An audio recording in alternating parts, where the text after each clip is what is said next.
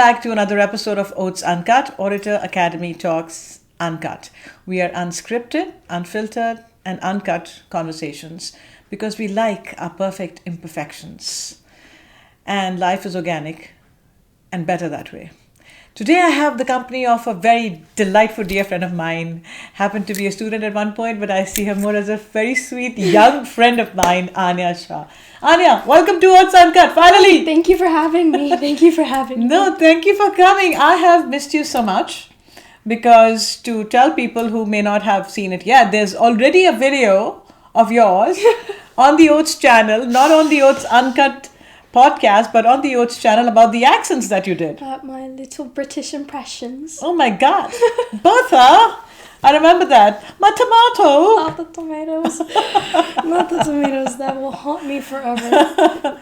Okay, and now you are a sophomore in high school. Yes, I am. How's life treating you? So I think in general, life has been well. It's been really nice, and I think as I begin to go through high school and as everything begins to sort of unravel in front of me, it starts to become a sort of, it's hard, to say the least. Mm-hmm. So sophomore year, it's starting to escalate, it's starting to get a little more difficult, but then it's only preparing me for junior year, senior year, and everything beyond that. So it's the adjustments that are being made that... When you say it's escalating, it's academically, socially, emotionally? All of the above. All of the above?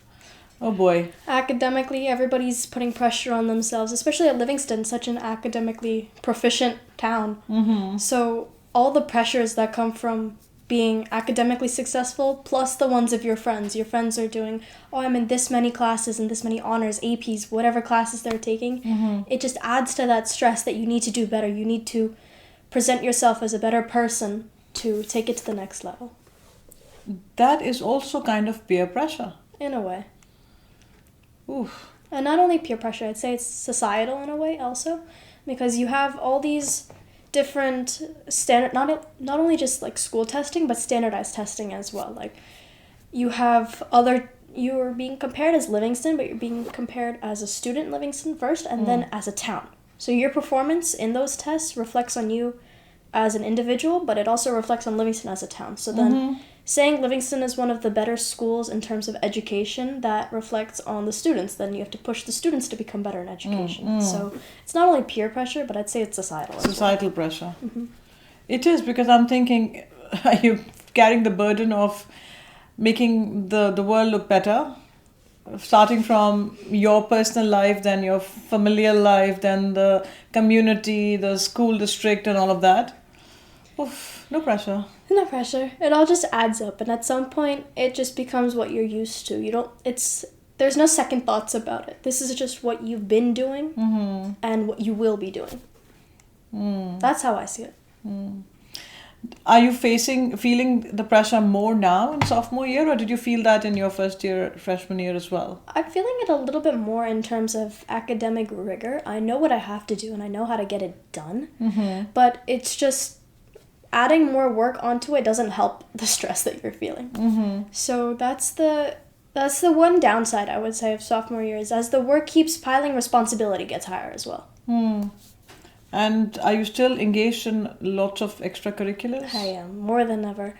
I'm on 2 dance teams, my town's, and I'm on my school's varsity team.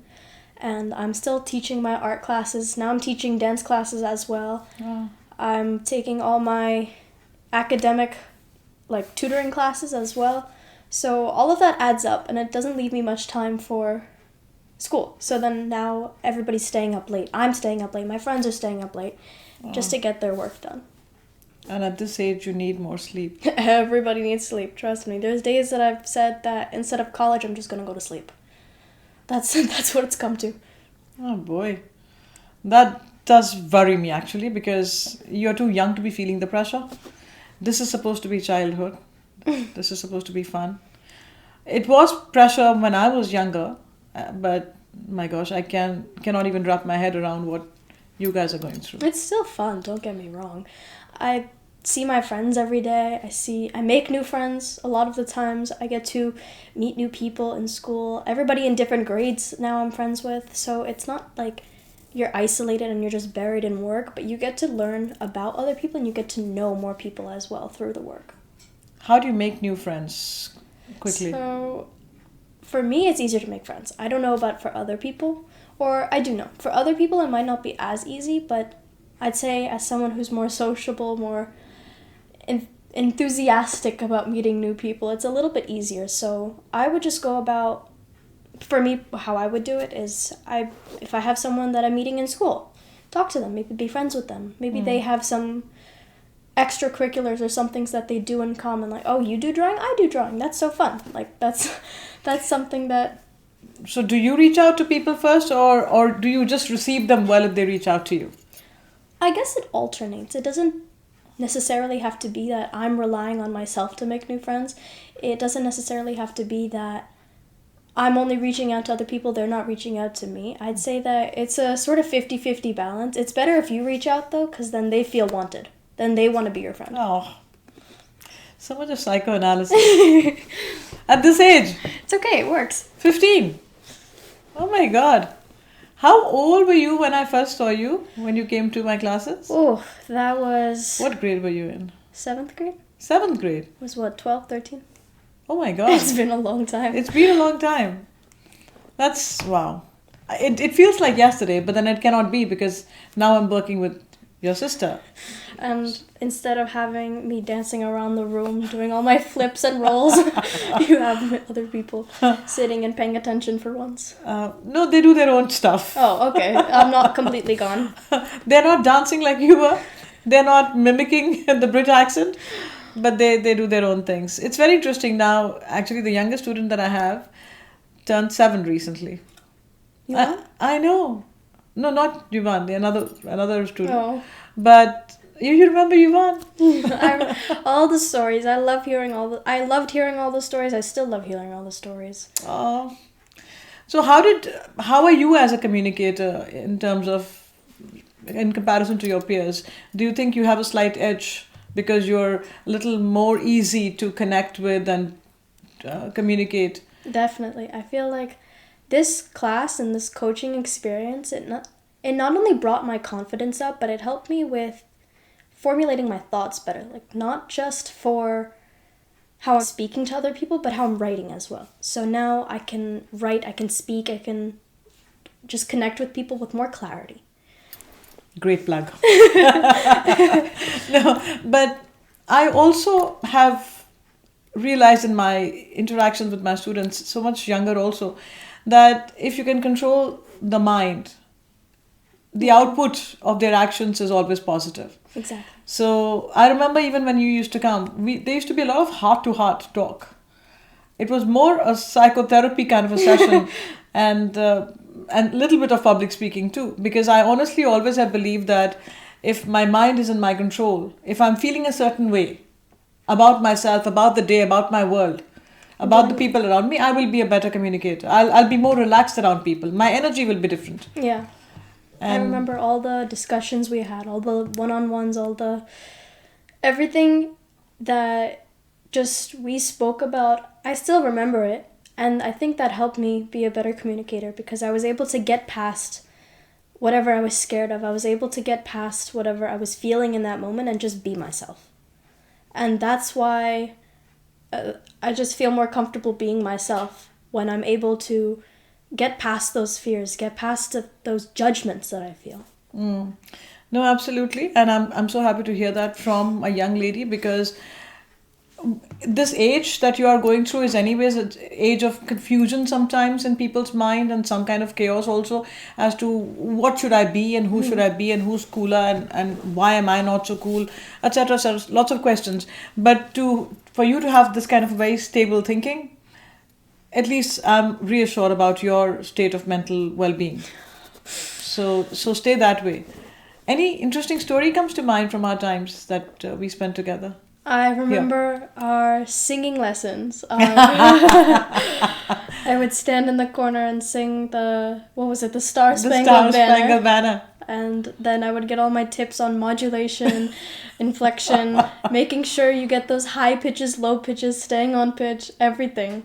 And that's one of the few things I remember many things.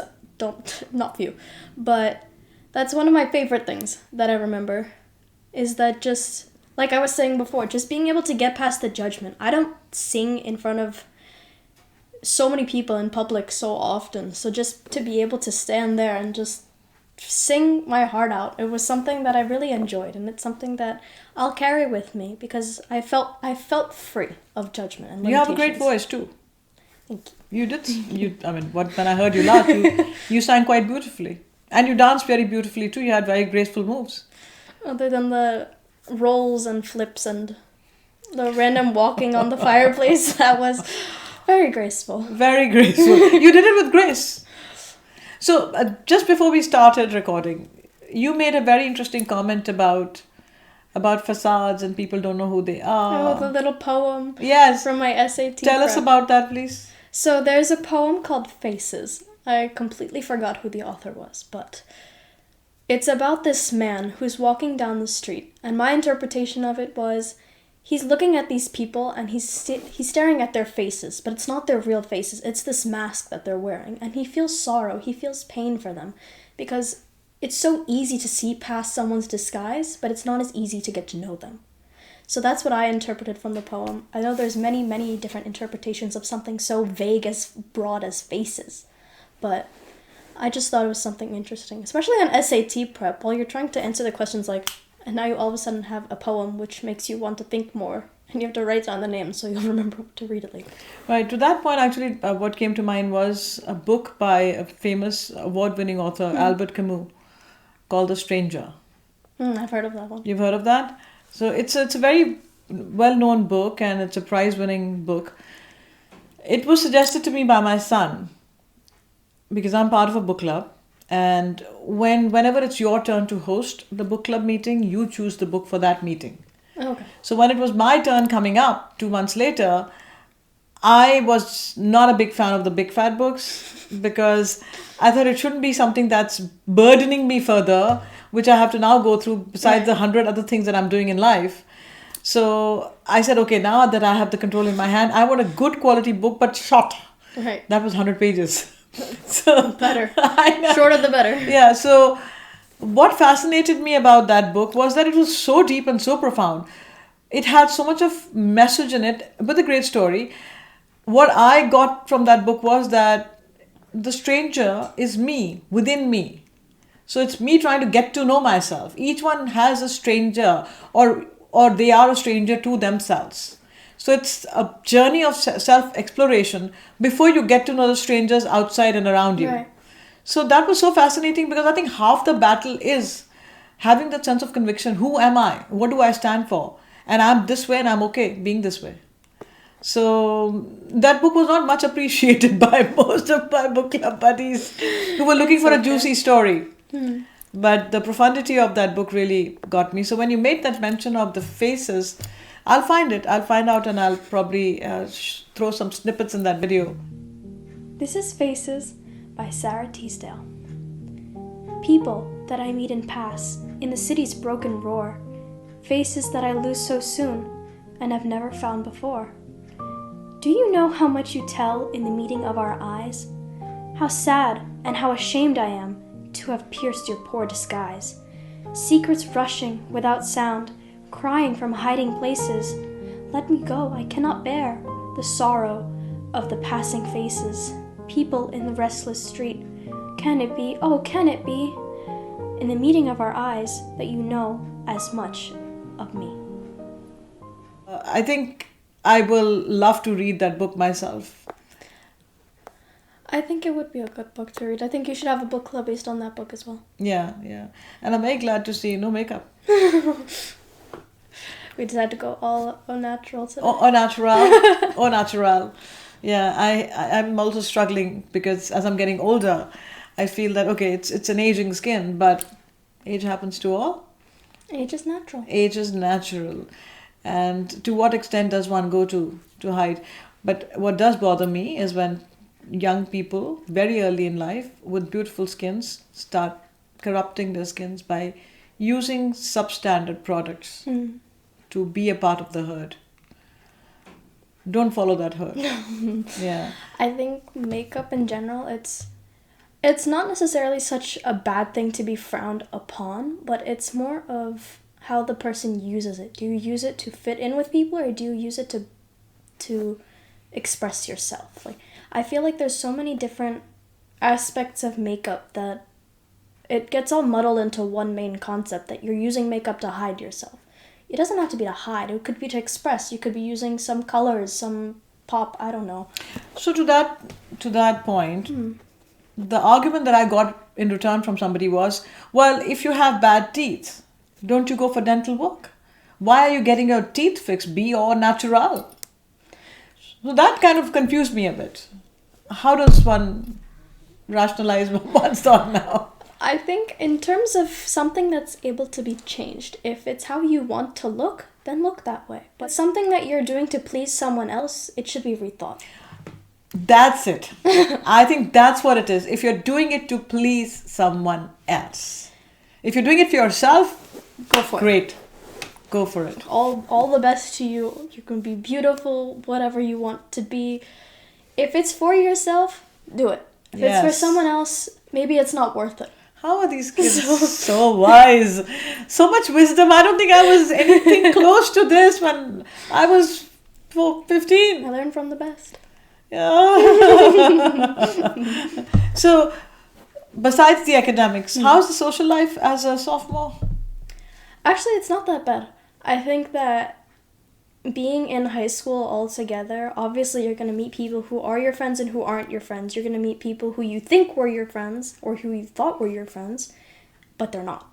So it's not necessarily so much as ups and downs, but it's as much drama as you want it to be. Like, if you're going to let it bother you, it's going to bother you. But if you choose to just push it past you and let them deal with their own problems, then it's not that big of a deal. Like, I had some friends who, she was going through a rough patch with her friends, but then she realized that they didn't have an issue, or she didn't have an issue with them. They had the issue with her because they needed something to talk about. So it's all about how you let it bother you, how it affects you as a person. If you don't let it bother you, nothing's going to happen. So basically, you can control. I have a poster on the wall which says, life is 10% what happens to you and 90% how you react to it. It's right on that wall. Yep, there it is. Yeah, you've seen that one before. Because that's what it is. That's all it is. How the 90%, it's how we address situations. I'm just so impressed with the maturity of your thoughts, and so many of people from your generation. You are far ahead in the game from where we were. So where do you want to be in college, or what do you want to pursue? In college, I don't know where I want to go, but I want to go into medicine. I've always had the idea that I will go into medicine because I like helping people. I always have. I like being a part of my community. I like meeting new people. So I thought that through medicine, I was able to learn more about science, which is something that I'm very interested in, but I'm also able to connect with people on a different level. I'm able to learn about them personally. And it's not that I'll meet one person. If I go into medicine, I'll be meeting like many, many people. Any specific area of medicine? Where do you want to be? Probably surgery. Surgery? Yes, because I always learn with my hands. Through painting, drawing, anything. I learn with my hands, and I learn with my body too, with dance. So having that muscle memory, it's something that I always like. And I thought that being good at painting, being good at art, it would help with something like hands-on like surgery. That's awesome. Very interesting. Which school would you want to go to? I have no idea. Okay. I would want to go to a school where my first requirement, all 4 seasons. I cannot live in a place which is just hot, cold, hot, cold. I need hot, medium, cold, medium, hot. Like, I like having that full rotation, that full round of seasons. You like the 4 seasons? I like all 4 seasons. Okay, how does one handle fall when it's dying down on you? Like it is winter set in. We have below freezing temperatures already. So I become like a whiny child during fall. Even though fall is spectacular in this part of the world, The colors are unreal. But It's so depressing. my mind is thinking ahead and thinking 3 weeks and 4 weeks from now, It's just gonna be cold. this It'll is be dark and all gray. going to be gone. The trees are going to be bare branches and sad looking. I'll have no flowers around my house. No tulips. No tulips, no flowers at all. Fake flowers. I'll have to settle for fake flowers. I mean, I could have bought real flowers, which are grown, force grown, because this is not the time of the year for them to grow. But I could have. But generally speaking, you don't have a garden anymore. So I become very whiny and complaining about the onset of winter. But I think that's the beauty of it, because then as winter comes, you start to appreciate everything that isn't there anymore. See? Where is this coming from? It's just like being absorbed into my brain. I don't even know where this is coming from. Half an hour ago, I was just sleeping, so I don't even know. Just deeply, profoundly mature. What can one say? Just being Anya. Just being me. Yeah, no, so I mean, of course I understand the 4 seasons, so that you know that, hey, I look at the philosophical meaning of it. Nothing is constant. There's always an up and then always a down, just like the rhythm of your heart. It's up and it's down, it's up and it's down. That's how life goes on. So there'll be good days and bad days. There'll be hot and cold. There'll be rain and dry, whatever it is. So we appreciate everything that we live through. So on that note, it's great. But then I am not a superhuman. I am just a mere common average human person. So I will complain. but I have no issues with complaining. Well, thank you. You've always been very kind with me, and I miss you terribly. I miss you more, I promise. Promise. But it is such a pleasure to have you here today, to finally see you after so long and have a whole OATS Uncut episode with you. Take care of yourself. Thank you. Work as hard as you can sustain. Take good care of yourself and just be you, because you are fabulous the way you are. Thank you. You always have been. Thank you for having me. This was... I've always liked having just a heartfelt conversation with you, one-on-one, every time. It's always so... I don't even have words to describe it. I just love talking to you. And this was a great time to get back. And same here. And that's why when you came and you said, okay, what are we talking about? We just go with the flow. We just started talking and we hit record. There was the 4 seasons, go with the flow. Go with the flow. It's up and it's down and it's uncut. That's what life is, right? That's all it is. So thank you for tuning in to OATS Uncut with me, Vinita Khanna, and Anya today. A brilliant student that I have worked with in the past. It's a pleasure to see you and watch you grow. I just take it as a I'm very gratified, and this is one of my success stories. Thank you so much. I'll be watching you and cheering for you as you keep going forward in life. Thank you.